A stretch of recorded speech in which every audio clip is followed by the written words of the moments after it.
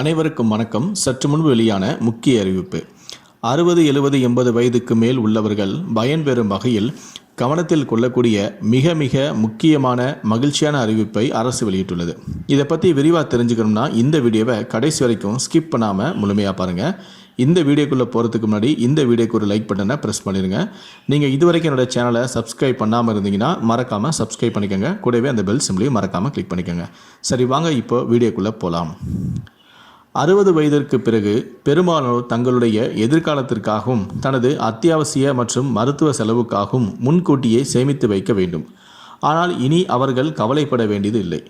இந்தியாவில் state bank of India உள்ளிட்ட பிற வங்கிகள் உங்களுக்காகவே ஒரு சிறப்பான திட்டத்தை கொண்டு வந்துள்ளது. அதுதான் ரிவர்ஸ் மோர்ட்கேஜ் லோன் திட்டமாகும்.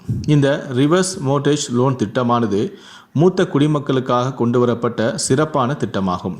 ஓய்வூதியத்திற்காக சேமிக்காத மூத்த குடிமக்களுக்கு இந்த திட்டம் பெரும் உதவியாக இருக்கும். இந்த திட்டத்தின் மூலம் மூத்த குடிமக்கள் தங்களுடைய தினசரி செலவுகள் மற்றும் மருத்துவ செலவுகளை சமாளிக்கவும் முடியும். குறிப்பாக வங்கிகள் இந்த பணத்தை திரும்ப பெறுவதில்லை. அதேபோல இதற்கு வரி செலுத்தவும் வேண்டியதில்லை. 60 வயதை தாண்டிய மூத்த குடிமக்கள் இந்த திட்டத்தின் கீழ் வங்கியில் கடன் பெறவும் முடியும். அதிகபட்சமாக 15 வருடங்கள் வரை மாதம் மாதம் கடன் தொகையை தொடர்ச்சியாக பெற முடியும்.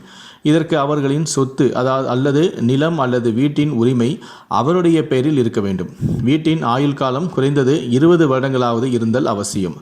சொத்தை பொறுத்து கடன் தொகை 3 லட்சம் முதல் 1 கோடி ரூபாய் வரை இருக்கும். வீட்டு கடனாக இருந்தால் சம்பந்தப்பட்ட வங்கியிடமிருந்து NOC தேவை. செயலாக்க கட்டணம் 2000 முதல் 20,000 வரை இருக்கும். கடன் காலம் 15 ஆண்டுகள். கடன் தொகை முற்றிலும் வரி விலக்கு பெற்றது. கடன் தொகையை எங்கு வேண்டுமானாலும் நீங்கள் செலவிடலாம். கடன் வாங்கியவர் பணத்தை திருப்பி செலுத்த தேவையும் இல்லை. இவ்வாறு கடன் பெற்றவர் இறந்த பிறகு அடமான வீடு தொடர்பான விவரங்களை வாரிசுகள் முடிவு செய்யலாம். அவர்கள் சொத்தை விற்க வேண்டும் என்று விரும்பினால் அதனை விற்று கடன் மற்றும் அதன் தொடர்பான வட்டி தொகையை தவிர்த்து மீதமுள்ள தொகையை பெற்றும் கொள்ளலாம்.